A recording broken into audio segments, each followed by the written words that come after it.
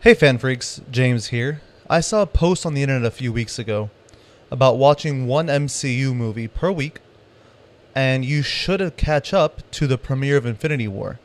Now I'm a little bit behind, but I thought this would be really cool, and I thought it would be cool to do it with you guys.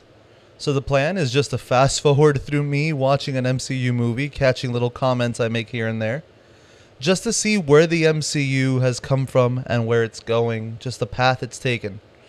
Hopefully, as this series goes on, I'll have other freaks join me here on the sofa so we can watch the movies together. And just as a big build-up to Infinity War. And also, it's kind of a build-up to Black Panther, too, because I know we're all excited. But without further ado, this is Iron Man 1. I miss the old Marvel logo. I think it was way cooler. Excellent use of this song.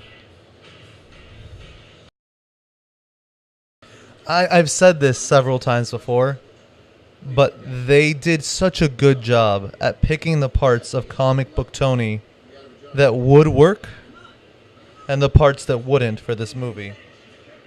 They took the parts that work, gave it to Robert Downey Jr., and he made Tony Stark one of the most likable characters out there.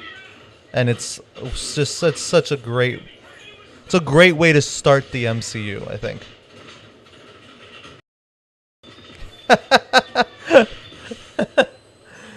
It's an amazing indicator of how old this movie actually is, that Mr. Technology's big awesome cell phone is this little like tiny thing with a screen that flips vertical or horizontal. How many actors have played Howard Stark at this point?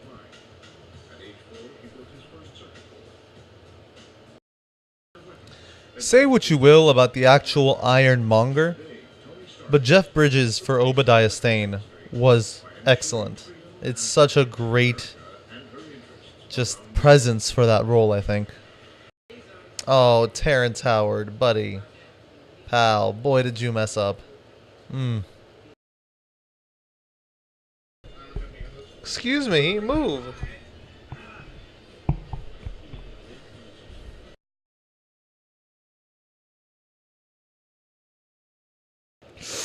Ooh, Pepper Potts throwing some hard shade.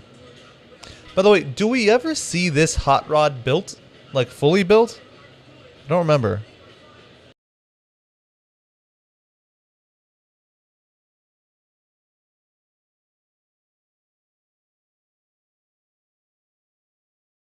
This is pretty gnarly, and it's really drives home, what this did to him, I think. Because once he's got the arc reactor in there, it looks all cool. It's like an accessory. But this bit where he has the big car battery attached and the big thing sticking out of his chest, this is what really drives home how messed up he got.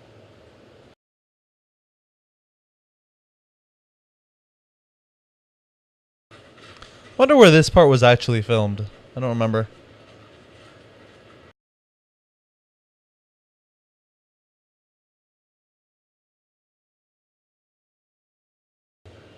I remember this being one of the first moments I really think like I was looking at something that came out of a comic book. I mean, aside from like, Alan West Superman and that kind of, or Batman, that kind of thing. Up until now, we had like the leather-clad X-Men stuff and the Raimi Spider-Man with the raised webbings. Like, it all looked very cinematic version of something from a movie, from a comic book. This Mark 1 suit, I think, is the first time that I looked at something and went, that looks like they brought it out of the comics. And admittedly, like, you look at it, it's obviously more detail than the one in the comics and all that. But still, it's such a perfect translation to live action. It's great.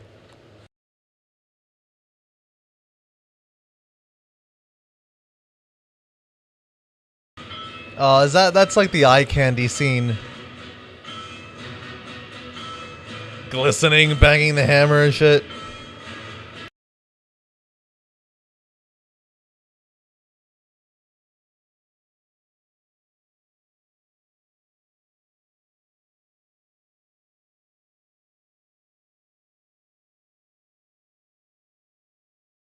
Look, I've got no special feelings about Gwyneth Paltrow.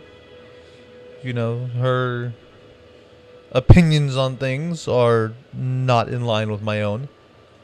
But man, do I love Pepper Potts. I want an American cheeseburger and they pick up Burger King. Get the heck out of here. Hey, Coulson!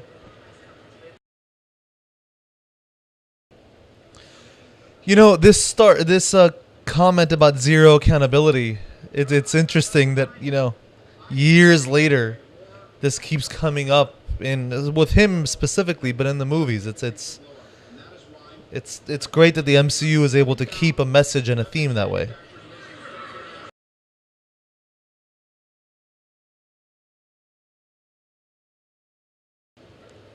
This has to be CG. It's so well done, though. Or no, maybe it's a prosthetic chest. Yeah, I think that's what it is. It's a prosthetic chest.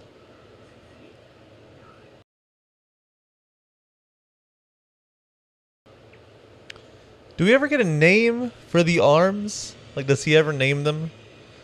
Or is it just derogatory nicknames like Butterfingers? It'd be so cool to be able to interface with something you're making like that. Like, even from a 3D modeling standpoint, which, I mean, I'm sure we're getting there with VR. But it'd be cool to just actually be able to, like, model something with your hands and then take it and rig it and animate it.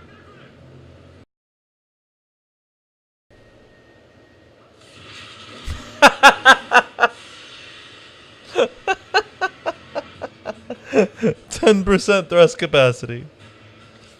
I'll tell you what, man. People in the MCU must be a little more durable than us here, because there's no way I wouldn't have broken my everything if that had happened to me.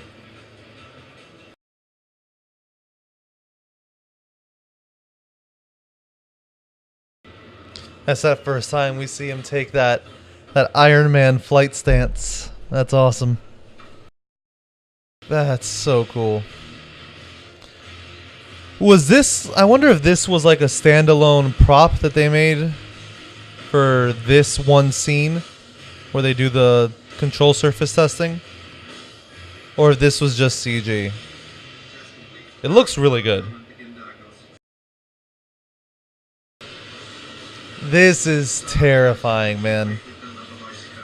Just everything freezing up like that. Oh.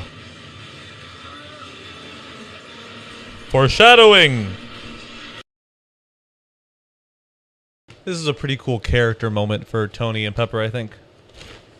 When she gives him the chest reactor in a case.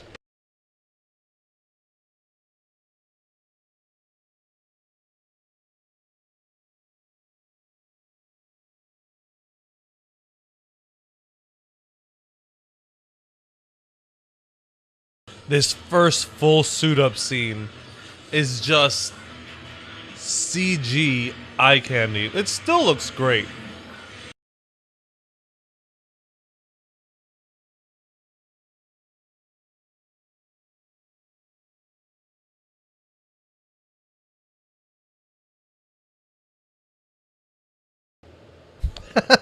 Jeff Bridges' poo-poo face there watching the news report is great.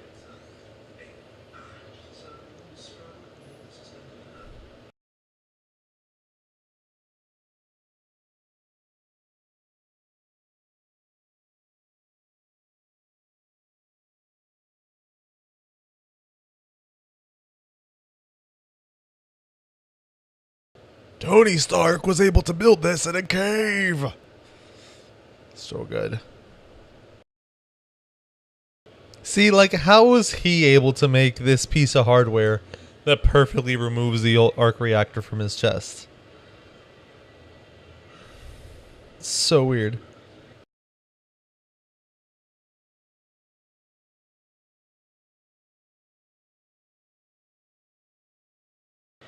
Oh, the War Machine tease.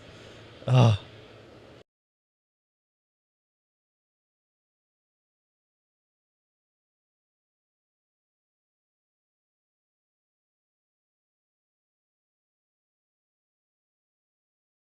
Oh. And now I'm gonna kill you with it. Such cheese dialogue. I'm glad they've improved since then a little bit.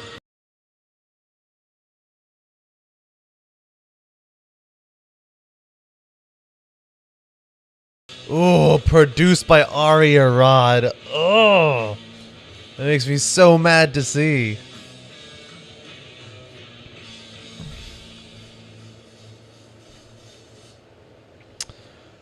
So, that was Iron Man.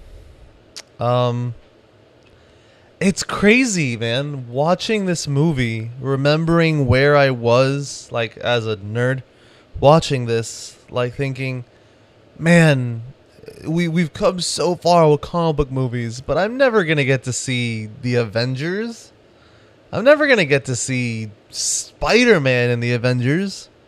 It's amazing what they've been able to build from here. And I mean, look, don't get me wrong. Iron Man is not my favorite character in the MCU. It's not my favorite MCU movie. This is really cool outro credits, by the way. But man, is it's impressive how much we grew from here. And what an impressive entry this was for the time it came out, too. I mean, just in general, what it did and what then the groundwork that it laid was fantastic. My least favorite parts are, like I said, I mentioned the super villain dialogue, the video game villain dialogue, and now I'm going to kill you with it. It's a little, I know Marvel does it a lot, but to be fair, like comic book movies do it a lot, I guess. It's always cool when they don't. For the most part, though, Jeff Bridges' Obadiah Stane was awesome. I know we've gotten a ton of Obadiah Stanes in MCU since then, but his presence, I think, was really a great addition to the character. To be honest with you, watching this kind of makes me sad with what happened with Terrence Howard and his role as Rhodey. Again, I love Don Cheadle. I love Captain Planet to death. But Terrence Howard just has a more Rhodey, like comic book Rhodey feel to him. There's something inherently more, not just military jingoism-esque about him, but just something about him. I mean, he's done plenty of military movies, so it's no surprise. But that, there's something about him that I feel like fits the Rhodey character a little better. But, but Don Cheadle's great. It's great to see, the first appearance of things I love so much, like Coulson. As a huge Agents of S.H.I.E.L.D. fan, it's cool to see, this is where that character starts. How many places he's been since then in shows and cartoons and comics.